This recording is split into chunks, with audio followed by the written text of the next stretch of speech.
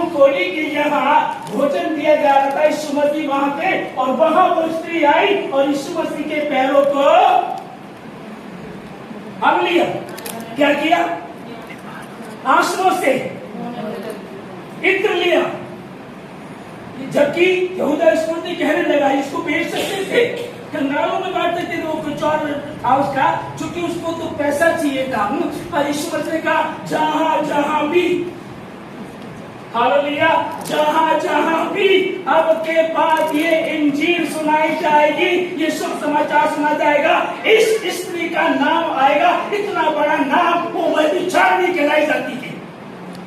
दुष्ट आत्मा निकाली थी, व्यभिचारिणी थी, और गांव में यही तो कह रहा था, कोढ़ी, शिमोन कोढ़ी की जहाँ खाना रखा गया था, वो यही बात बोल रहा था, अगर ये नबी होता तो जान लेता ये औरत तो बदकार औरत है, इसकी कानून में कोई इज्जत नहीं है। यीशु ने कहा शिमोन जा करके इसका अर्थ सीख ले। मैं भले चंगों के लिए नहीं,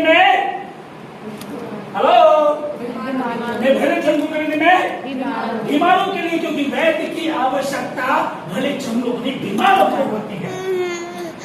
मैं बलिदानी करतू दया चाहता हूँ, दया देने के लिए। हालेलुया, जहां जहां इंजील सुनाई जाएगी। आमीन।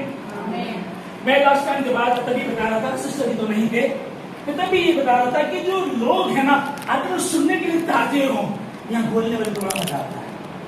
उन्होंने अपनी एनर्जी लगाई और उन्होंने तो प्रतिफल पा लिया, मैंने नहीं पा लिया। मेरी कोई तनख्वाह नहीं, इनकी कोई तनख्वाह नहीं है, और तनख्वाह कहाँ से? स्वर्ग से है। वो सच्ची शांति है जो कोई दूसरा दे नहीं सकता। तैयार होकर के आते हैं, सीखने के लिए आते हैं, आइएगा कि लेकर के जाएंगे। आमीन, समझ पा रहे? हालेलुया।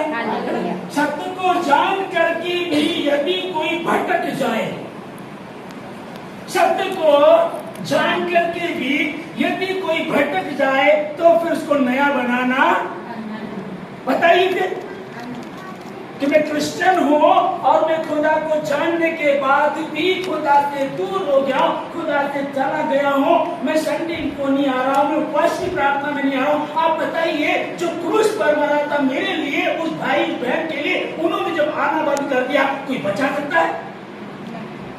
दुनिया की कोई ताकत बचा नहीं सकती। एक बचाने वाला तुम्हारे नजदीक आया था, आसमान को छोड़ के, स्वर्ग को छोड़ करके जमीन पर आया, मनुष्य बन गया, मेरे और आपके लिए। मुंह में उसकी थूक आ गया, थप्पड़ मारे गए, दाढ़ी नोचते गए उसकी, परंतु वो चुप रहा। जानते क्यों? मेरे और आपके लिए। जब तुम सत्य को जान सकते, तुम्हें स्वतंत्र करेगा। दुनिया में सबसे ज्यादा पढ़ा जाने वाला ग्रंथ, दुनिया में सबसे ज्यादा पढ़ा जाने वाला ग्रंथ पवित्र शास्त्र बाइबल। आपका बाइबल, आपकी बाइबल, मेरी बाइबल। सोचो कि हम कितने धन्य लोग हैं। आमीन।